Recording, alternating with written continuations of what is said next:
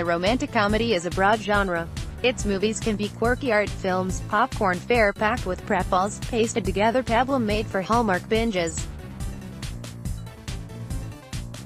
I love them all, more or less, even the ones that I strongly disapprove of. The ugly truth. I'm looking at you.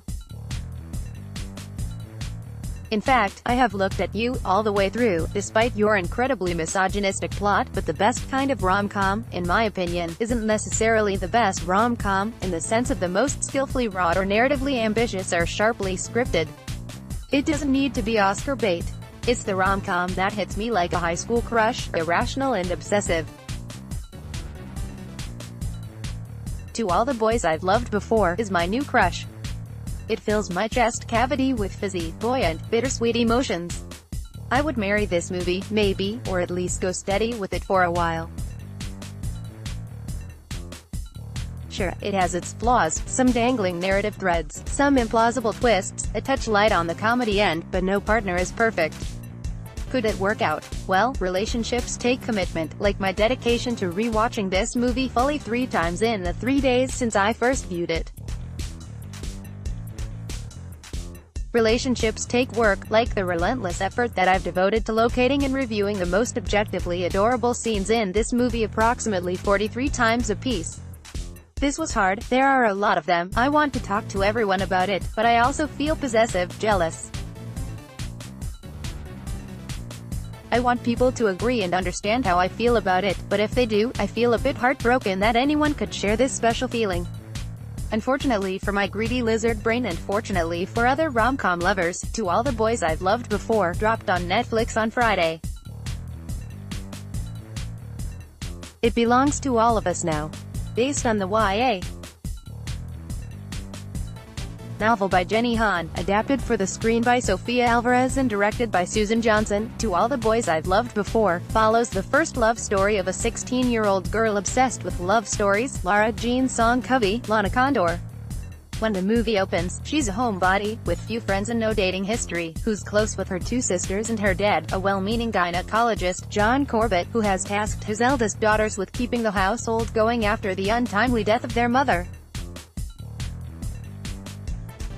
Lara Jean is a hopeless romantic, filling her mind with romance novels and a teal hat box with love letters to boys she had intense crushes on in the past. One of those crushes, her neighbor and best friend, Josh Sanderson, Israel Broussard, isn't exactly in the past. Unfortunately, he's also the longtime boyfriend of her elder sister, Margot, Janelle Parrish. But as Margot heads halfway around the world for college, she dumps Josh and leaves the massive void in Lara Jean's social life. It's Lara Jean's 11-year-old sister, Kitty, Anna Cathcart, a gregarious smart aleck, who takes pity on her hopelessly lame big sister and, in a wild swing at throwing her into the deep end of high school romance, sends out all 5 of the love letters, including the one addressed to Josh. Horrified by the idea that her most secret, most forbidden crush now has evidence of her feelings, Lara Jean scrambles to misdirect him. When the most popular jock in school, Peter Kavinsky, Noah Centineo, another letter recipient, approaches her to gently give her the brush off, she takes the opportunity to plant a kiss on him in front of Josh. Soon, Peter realizes this could work to his advantage as well. He has just been dumped in favor of a college guy by his girlfriend, Genevieve Emilia Baranak, who happens to be Lara Jean's former best friend and current nemesis, and he's desperate to make Jen jealous to win her back. He and Lara Jean sign a contract to pretend to date until Josh is off a scent and Jen wants Peter back. So the stage is set, an improbable setup, leading to a fake relationship. It's classic rom-com fare. The story plays out with familiar beats and set pieces, bits I remembered from beloved predecessors like A Walk to Remember, She's All That, and 10 Things I Hate About You, movies designed to make you remember, viscerally, the terrifying thrill of first love. But damn, does To All the Boys I've Loved Before stick just about every landing, in part by reshaping misogynistic and shallow tropes. But damn, does To All the Boys I've Loved Before stick just about every landing, in part by reshaping misogynistic and shallow tropes of the genre in ways that make it feel more honest and yet also more optimistic.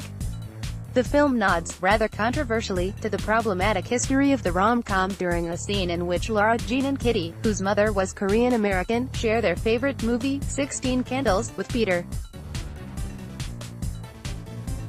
"Isn't this character, Long Duck Dong, kind of racist?" asks Peter, confused. "Not kind of. Extremely racist," Lara Jean responds firmly. She and Kitty watch it for Jake Ryan, the dreamy love interest. Of course, rom-coms with overtly racist caricatures weren't the only ones for the Covey girls to watch, but the point is taken. Asian American girls have had to find their pop culture fixes where they could get them, even at the severe cost of being not only erased but mocked. In To All the Boys I've Loved Before, an Asian American girl gets to be the heroine, not the sidekick or the caricature. But it's not just that. It's the goofy widowed OB/GYN dad, HT, 10 Things I Hate About You, reconceived as supportive and pro-sex ed rather than as a militant abstinence zealot. It's the evil popular girl Jen, whose hold on Peter isn't presented as a weird sexual mind control but as the realistic result of first love between two flawed people who will always care for each other. It's the fake relationship not spun as a prank by the cool kid on the pathetic nerd but as their shared project. There's not even a makeover scene after which Peter finally realizes Lara Jean can be hot. Instead, he falls for her exactly the way she is, because she's someone he can talk to and have fun with. But the most important ingredient for a truly crushable film must be the crushability of the leads. Centineo and Condor deliver. Condor is as winsome and innocent as the shy 16-year-old she's portraying, with the full-bodied awkwardness of an unpopular girl who has found herself thrown together with the hottest guy in school. Centineo, with his expressive dark eyebrows, lopsided smirk and husky voice, is equally winning whether he's teasing Lara Jean or gazing at her with his heart in his big liquid eyes.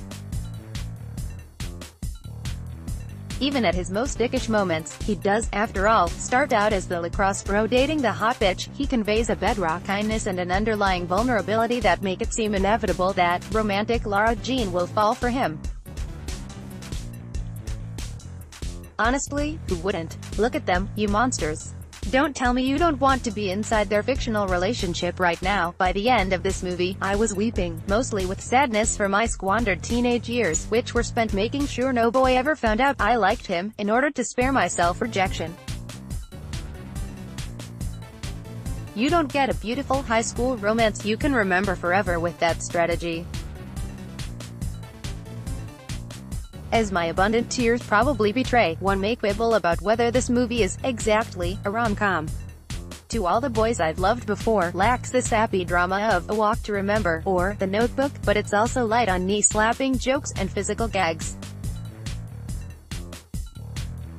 Instead, it's something that cuts much closer to the bone than either of those, a gentle, witty, nuanced movie about family, grief and growing up, wrapped around a love story that's both believably bumbling and an irresistible fantasy. Related content: this year's hot new self-care regimen, sleeping through the whole thing, wanting to be Beth March, Everything is Fine, How, The Good Place, created 2018's greatest memes download.